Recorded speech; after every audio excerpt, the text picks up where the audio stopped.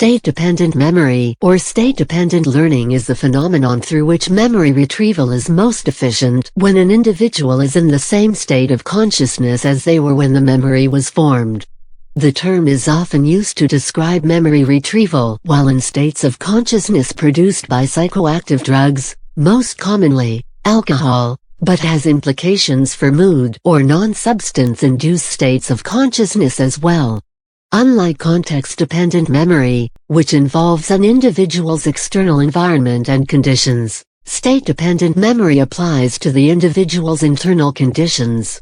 For example, while context-dependent memory might refer to the idea that taking a test in the same room that an individual studied in will make it easier to retrieve those memories, state-dependent learning refers to the idea that if an individual always studied for a test while slightly caffeinated, it will most likely be easiest to recall what they studied during the test if they are at a similar level of caffeination.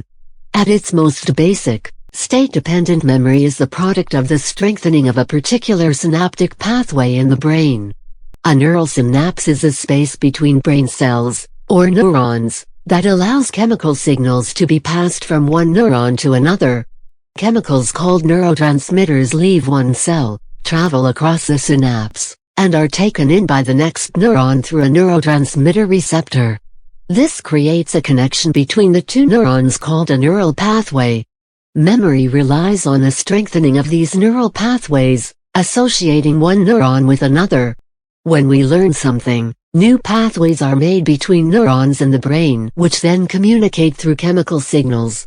If these cells have a history of sending out certain signals under specific chemical conditions within the brain, they are then primed to work most effectively under similar circumstances.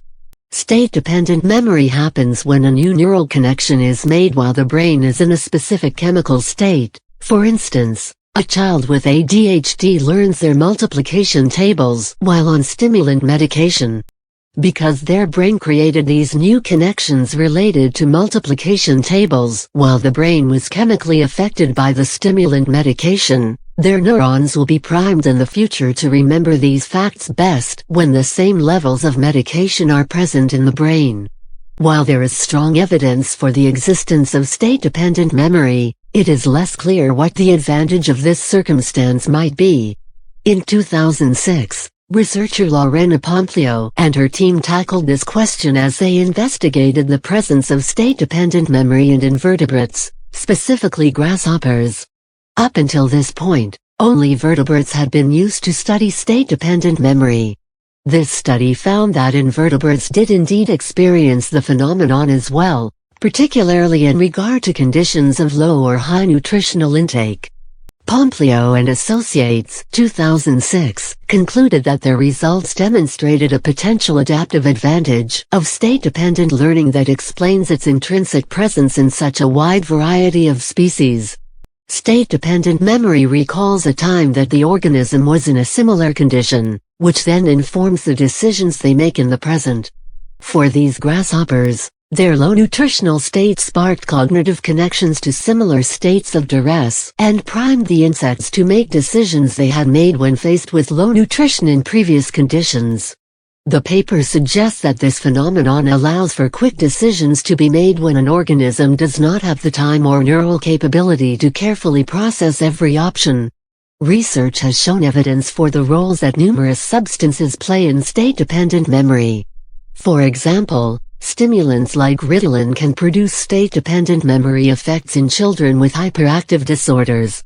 Additionally, state-dependent memory effects have been found in regard to other substances such as morphine, caffeine, and alcohol. Substantial amounts of research have been conducted on the effects of alcohol. A very clear description of state-dependent memory is found in John Elliottson's Human Physiology, 1835. Dr. Abel informed me, says Mr. Combe, of an Irish porter to a warehouse, who forgot, when sober, what he had done when drunk, but, being drunk, again recollected the transactions of his former state of intoxication. On one occasion, being drunk, he had lost a parcel of some value, and in his sober moments could give no account of it. Next time he was intoxicated, He recollected that he had left the parcel at a certain house, and there being no address on it, it had remained there safely, and was got on his calling for it. This man must have had two souls, one for his sober state, and one for him when drunk. Research shows that individuals are less likely to remember information learned while intoxicated when they are once again sober. However, information learned or memories created while intoxicated are most effectively retrieved when the individual is in a similar state of intoxication. Alcoholism can enhance state-dependent memory as well. In a study comparing the state-dependent memory effects of alcohol on both subjects with alcoholism and subjects without alcoholism, researchers found that the alcoholic subjects showed greater effects for state-dependent memory on tasks of recall and free association.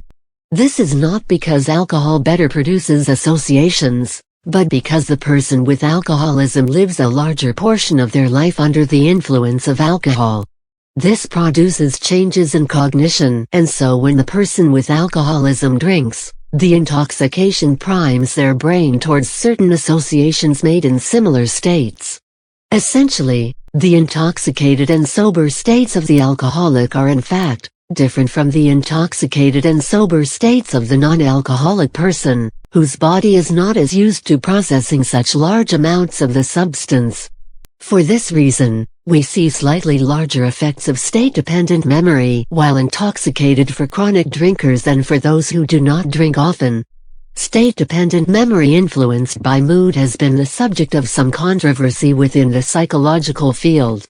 Though research seemed to show evidence for the existence of mood dependence in memory, this came into question later on when researchers suggested the results were actually the result of mood-congruent memory, a phenomenon in which an individual recalls more information associated with their condition.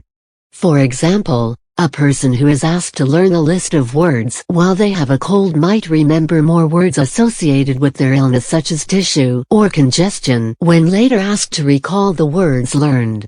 Researchers have since been conducting experiments to unearth the truth about mood-dependent memory, though it remains difficult to completely eliminate unreliability from such studies. Some studies have investigated the existence of mood-dependent memory, especially in individuals with bipolar disorder who generally vacillate over time between mood extremes, specifically depression and mania. In 1977, it was found that individuals with bipolar disorder performed better on a verbal association test when they were in a similar mood state to their state when the verbal associations were learned.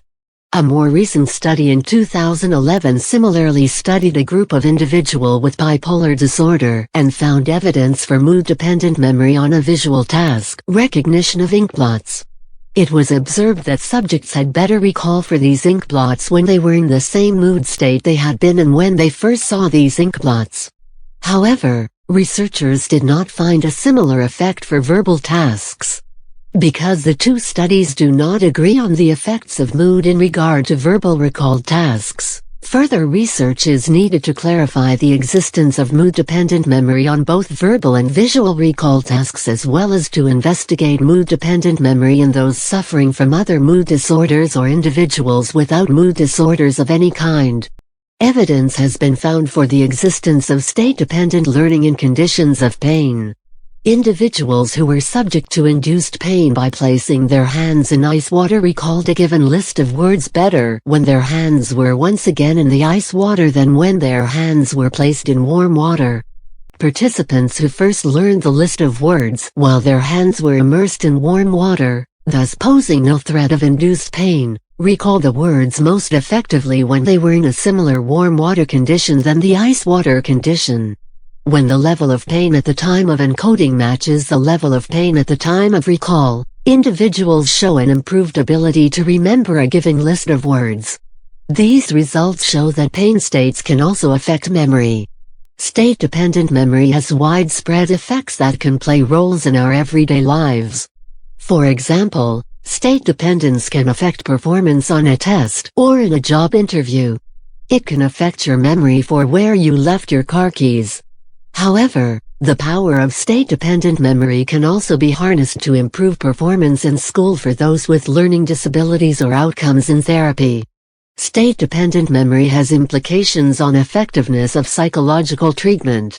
Evidence has also been found for the idea that an individual's state in regard to substance can influence the impact of psychological treatment. Patients responded better to phobia exposure therapy from one treatment session to another when they were consistent in their states of consciousness.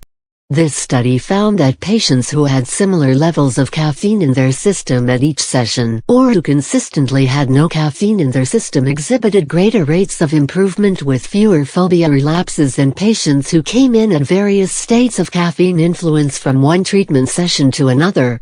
These results show that state-dependent learning can be used to the advantage of those undergoing psychological treatment. By remaining consistent in their state of consciousness during sessions, patients can improve the likelihood of their success and decrease the possibility of relapse. Future directions for this kind of research might test substances other than caffeine for similar effects on patient performance during psychological treatment.